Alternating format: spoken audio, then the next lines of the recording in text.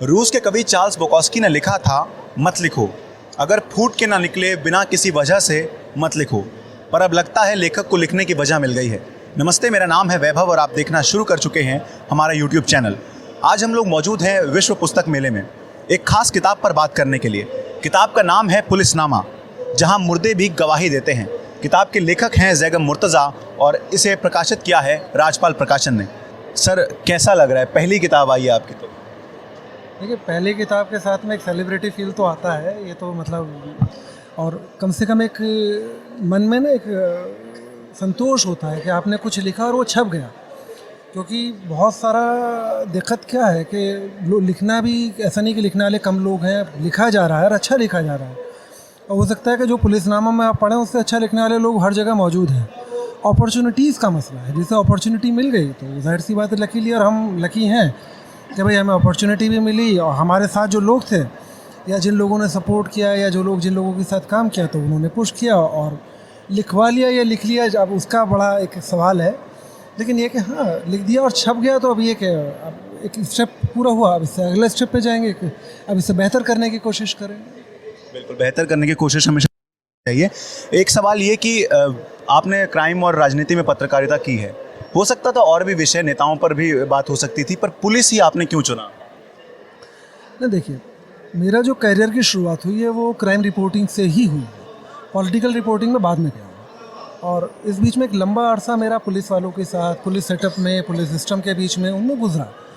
तो जाहिर सी बात है, जिन लोगों के साथ आपका ज़्यादा उठना बैठना होगा, जिस समाज में आप रहते हैं, तो वहाँ की आपके पास किस्से ज़्यादा होंगे, उनके उसमें इंटरेस्ट आपका ज़्यादा होगा।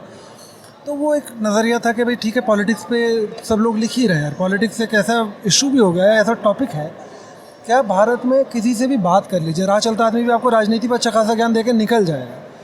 तो उससे अलग हट के फिर पुलिस रिफॉर्म्स पे इतने साल से बात हो रही है, क्यों होना चाहिए, कैसे होना चाहिए, इसमें कोई बात कर नहीं रहा था। तो हमने सोचा कि चलो ठीक है, एक दबा हुआ इशू है, एक बार फिर से उस पर वापस चले जाते हैं कि भाई पुलिस रिफॉर्म्स पे कैसे होना चाहिए। ये काम सरकारों का है, ये काम सिस्टम्स का है, या जो एडमिनिस्ट्रेटिव सेटअप है उसका है। क्यों होना चाहिए ये बताना पत्रकार का काम है। तो हमने अपनी किताब में बता दिया कि भाई तुम लोगों के अंदर इतने फ्लॉज हैं, इन्हें आप सुधार लीजिए और इसे सुधारेंगे तभी पुलिस सिस्टम अच्छा हो पाए। बिल्कुल।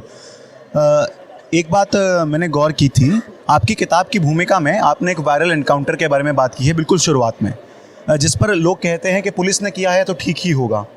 फिर आप एक चेतावनी या एक टिप्पणी आप उसमें करते हैं कि समर्थन करने वाले लोग ये भूल जाते हैं कि इसी तरह पुलिस किसी दिन उनका भी शिकार बना सकती है। तो इससे क्या आप जनता को सचेत कर रहे हैं, पुलिस के प्रति जता रहे हैं? नहीं, पुलिस के प्रति अविश्वास नहीं है। मसला क्या है कि डेमोक्रेसी में लोक तंत्र से बड़ा है।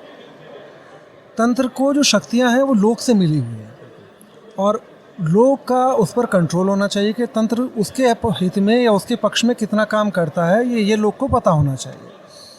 आप जब भी ये गलत का समर्थन करते हैं तो आप उससे बड़े गलत करने के लिए आप प्रेरित भी कर रहे होते हैं, और उस गलत का समर्थन भी हो गया। मान लीजिए आपने एक फेक एनकाउंटर हुआ, तो फेक एनकाउंटर में कई बार लोग इसलिए जस्टिफाई कर देते हैं कि नहीं अपराधी ही तो मारा गया, लेकिन वो एक्स्ट्रा जुडिशियल किलिंग है। हम क्या, कोई भी दुनिया का लोकतंत्र सिर्फ इस अवधारणा पर टिका रहता है कि लोगों का सिस्टम में फेथ कितना है या तंत्र में उनका यकीन कितना है। अगर पहले तो आपने मतलब गलत को समर्थन देना शुरू किया, अब में मालूम है कि ये गलत हुआ है, और जब गलत होता चला जाता है तो धीरे धीरे आप समर्थन नहीं कर रहे होते हैं, आप उस तंत्र के लिए अपना समर्थन खो भी रहे होते हैं। और अगर समर्थन और उस तंत्र में आपका विश्वास खत्म हो गया तो फिर लोकतंत्र या तंत्र कहाँ बचेगा। तो ये लोग के लिए चेतावनी भी है और ये सलाह भी है कि आप गलत को गलत मत होने दीजिए, और ये तंत्र के लिए चेतावनी है कि आप गलत करेंगे तो आपके गलत को मार्क किया जा सकता है और किया जाना चाहिए। जी। अमरोहा होता है, किताब में मेरठ का जिक्र होता है, किताब में किट्ठू होता है। मतलब अधिकतर कहानियाँ जो हैं वो उत्तर प्रदेश के आसपास की हैं या उत्तर प्रदेश से संबंधी है। तो आपको क्या लगता है, मतलब पूरे देश के जो पुलिस है उसका रवैया भी ऐसा है, या सिर्फ ये एक्सक्लूसिविटी जो है वो सिर्फ उत्तर प्रदेश में पाई जाती है? नहीं, देखिए, उत्तर प्रदेश की स्टोरी तो ज़्यादा इसलिए हुई क्योंकि मेरा जो क्राइम रिपोर्टिंग का जो करियर है वो यूपी का ज़्यादा, और मैं पहले ही कह रहा हूँ कि इन कहानियों में या तो चश्मदीद हैं या विक्टिम से या जो कल्प्रिट है उससे जुड़े हुए, या कहीं ना कहीं मेरा कनेक्ट रहा है या कुछ रहा होगा। इसके अलावा इसमें तमिलनाडु या साउथ की भी कहानी वो एक तरीके से रिप्रेजेंटेशन है कि साउथ में भी ऐसा होता है। भाई आप जब कोई रिसर्च करते हैं तो आपकी जो थीसिस से हाइपोथीसिस या जो भी आपका जो कॉन्सेप्ट है वहीं से शुरू होगा ना, कि आपने एक केस स्टडी लिया कि ये मेरा केस स्टडी यूपी है, फिर आपने कहा नहीं यूपी के अलावा बिहार में भी देखिए ऐसा हो रहा है, दिल्ली में भी ऐसा हो रहा है, साउथ में भी ऐसा हो रहा है। पूरे देश में जो पुलिस सेटअप है उसमें रिफॉर्म की ज़रूरत है। और रिफॉर्म ऐसा नहीं कि भाई कोई बहुत आमूल चूल के ढांचा बदलना, नहीं। सबसे पहले ट्रेनिंग, सबसे पहले पुलिस वालों का सोशलाइजेशन और उनकी जो मानसिक स्थिति है। भाई पुलिस के साथ दिक्कत क्या है कि मतलब सिर्फ हमारे स्तर पे नहीं है, ये पुलिस के अंदर भी ये परेशानी है कि ultimately they are human beings, robot नहीं है। 24 घंटे उनकी ड्यूटी चल रही हैं बगैर किसी उसके। एक कहानी में आप पढ़ेंगे भी कि वो बेचारा उसने फ्रस्ट्रेशन में कि अपने बीवी बच्चों से नहीं मिल पा रहा है या अपना परिवार को समय नहीं दे पा रहा है, तो उसने अपना गुस्सा जो है लोगों पर उतार दिया। लेकिन वो भी गलत है कि भाई आप अपना गुस्सा या अपनी फ्रस्ट्रेशन लोगों पर ले जाएं, वो वहाँ तक गलत हो जाता है। लेकिन हाँ, उनका दुख, उनकी चिंताएं भी समझनी है। वो दोनों के लिए ज़रूरी है कि रिफॉर्म हो। रिफॉर्म पूरे सेटअप में एक बड़ा रिफॉर्म ज़रूरी है। एक किताब के प्रीफेस में IGSR दारापुरी जी ने 2006 में श्री प्रकाश सिंह की राष्ट्रीय पुलिस आयोग की जनहित याचिका की बात की है, जिसमें आप भी आगे पुलिस सिस्टम में सुधार की बात करते हैं और कहते हैं कि पुलिस को मानवीय, सामाजिक और बौद्धिक ट्रेनिंग की ज़रूरत है। तो मतलब आप क्या चाहते हैं, पुलिस ट्रेनिंग में मॉरल साइंस की क्लास चले, और अगर हाँ चले तो फिर वो सुनिश्चित कैसे किया जाए कि जो चीज़ सिखाई गई है वो ठीक तौर से कर रहे हैं या नहीं कर रहे हैं?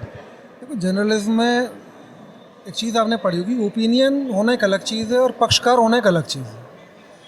पुलिस की ट्रेनिंग में दिक्कत क्या है कि कई जगह अपराध के मामलों में या अपराध से निपटने के मामलों में पुलिसिंग वाले या पुलिस वाली जो ऑब्जेक्टिविटी है उसके नज़रिए से ना हो कि कई बार खुद भी पार्टी बन के तैयार हो जाती है। और पार्टी बनने के कई सारे रीज़न हो सकते हैं, क्योंकि अल्टीमेटली फिर हम कह रहे हैं कि पुलिस वाले जो हैं वो दे आर ह्यूमन बींग्स, हमारी सोसाइटी से निकल गए, हम जैसे मानव हैं। उनके जातीय विद्वेष भी हो सकते हैं, धार्मिक विद्वेष भी हो सकते हैं, उनके क्षेत्रीय विद्वेष भी होते हैं। और लोग अब जो ट्रेनिंग की बात कर रहे हैं, ट्रेनिंग इसलिए नहीं कि मॉरल साइंस की क्लासेस हों, ट्रेनिंग इस बात का उनका सेंसिटाइजेशन होना चाहिए कि वो आदमी को आदमी की तरह ट्रीट करना सीखें, उसी तरह जैसे वो मानते हैं कि वो भी आदमी है और जैसे विक्टिम जो उनका है या जो उनका शिकार बन रहा है वो भी ह्यूमन बीइंग है। और जब तक मानवता पे या मानवीयता वाले स्तर पे दोनों नहीं उतरेंगे, दोनों बराबरी पर नहीं आएंगे। भाई पुलिस का काम क्या है? अपराध अन्वेषण है, वो एजेंसी है। सज़ा देने का काम या अन्वेषण के बाद में सज़ा देने का या वो काम कोर्ट का है। वो काम अगर पुलिस करने लगेगी तो फिर कोर्ट की ज़रूरत कहाँ रह जाएगी?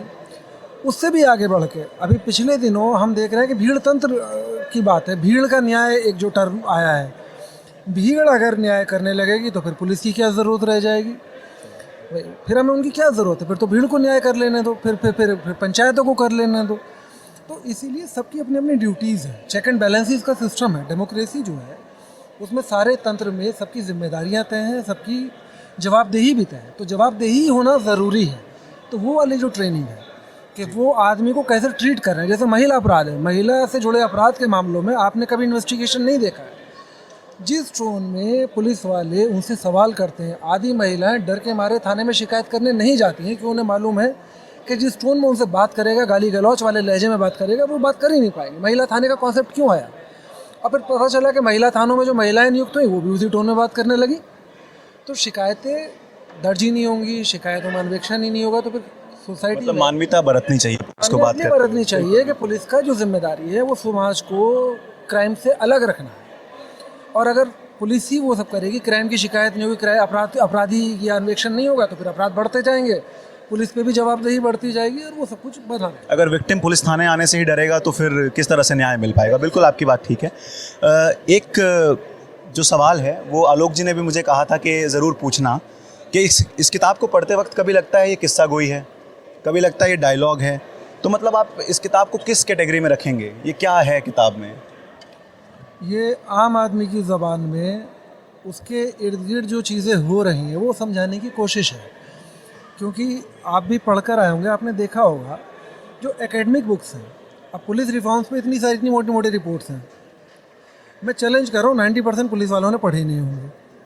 पुलिस ट्रेनिंग की जो बुक्स हैं उन्हें बहुत सारे लोग नहीं पढ़ते। जर्नलिज्म में जो हम किताबें पढ़ के आए हैं वो हमारे किसी काम नहीं आई हैं, और जो हमारे काम आना वो हम पढ़ के नहीं आते।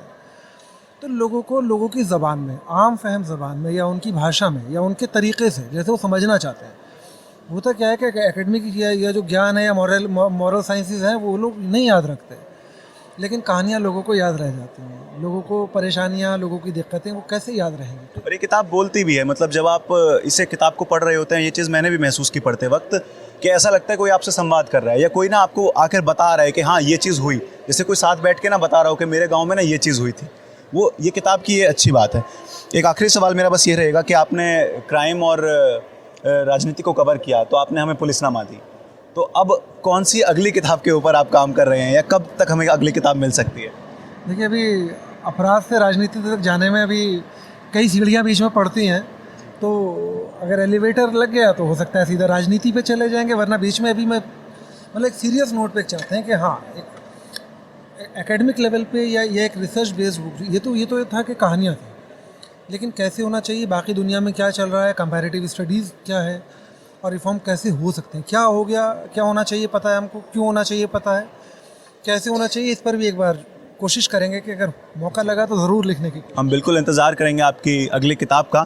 इस किताब को भी आप ये देख सकते हैं कि लोकार्पण से पहले आउट ऑफ स्टॉक हो गई थी। आप सोच सकते हैं कि कितनी लोगों ने इस किताब को पसंद किया होगा।